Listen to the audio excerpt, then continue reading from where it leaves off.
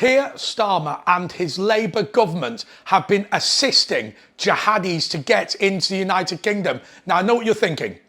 We've heard a conspiracy theory before about the Labour Party not being bothered about jihadis getting in. We also have heard about Iran attempting to penetrate UK borders using small boats. This is different. This is a whistleblower who works in the Home Office approving asylum claims, giving people indefinite leave to remain in the United Kingdom, even when she knew that they were jihadis, even when she knew they were criminals, and even when she knew they were T's. I'm going to explain what she's told the Daily Telegraph, and you will be, is it possible to be surprised and not shocked at the same time? Well, that's what it is. Hello everyone, this is Andre Walker. Thanks so much for watching this video. Please do subscribe, but more importantly, please do donate to the Patriot Fund. Every single person that makes a donation gets an update, and I'm filming it. Well, I've already filmed it, and it's going out tonight. Okay, let's tell you what this lady told the Daily Telegraph, because I think it's extremely telling. So first and foremost, what she said was that they would grant asylum to the United Kingdom for people who've committed crimes as long as the sentence was less than 12 months. Now, that could be sentences in their own country, or it could be a sentence that's pending in the United Kingdom, which I found absolutely extraordinary. She said that one Afghan had flashed at a 4-year-old and been allowed to come in. Obviously, there are other people who've committed crime when they came to UK, and those crimes that are considered you say they're not serious, receiving a punishment, a sentence of under 12 months, but that does cover an awful lot. I mean, when you're talking about being members of prescribed T groups, that is something that you may well get a sentence of under 12 months. Sometimes having documents that would assist you in the commissioning of a T offence potentially would get you less than 12 months. And so it does cover an enormous amount of people. But I think the principle of this is much bigger, isn't it? Because we've got to sit there and say to ourselves, why are we letting criminals in at all? I noticed that there are some national groups which are 16 times more likely to commit crime when they come to the UK than normal British people. Now, can I tell you something?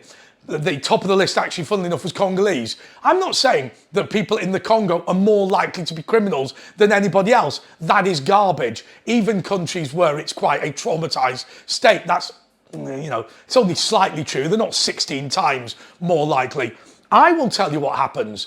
What happens is we're allowing people in to the country via small boats who wouldn't be allowed into the UK otherwise.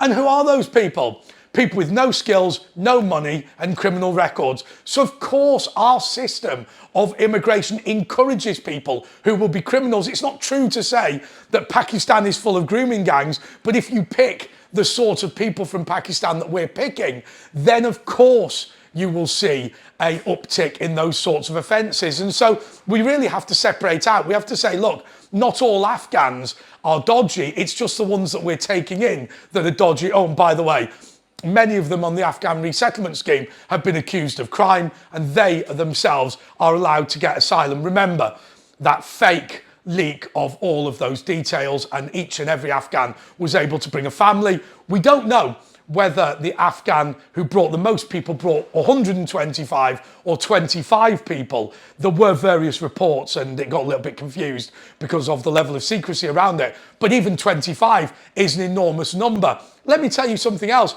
about people who've been granted asylum to the UK. The reason it's all the young lads is because the women and children are coming later. Now, we've always said, why on earth, if there was a war, would you completely ignore the women and children and evacuate the blokes? Well, of course, a lot of these places are not war-torn. But anyway, remember, with 1.5 million people who are going to get indefinite leave to remain in the next 2 years, each of them will be entitled to bring their family. The UK definition of family is even people you are close to and like, who you are not actually related to. We're all brothers in Islam, of course. And of course, the next point is, if these people have committed crime, as long as they were sentenced, or the pending sentence is less than 12 months, they are allowed to come to the UK. So let's hear what this what this unnamed caseworker from the Home Office said. Of course they have forced us to take people in from undesirable places. Why wouldn't a terror cell come over on a boat and say that they are coming, say they're from a granted country? It's easy to get in that way.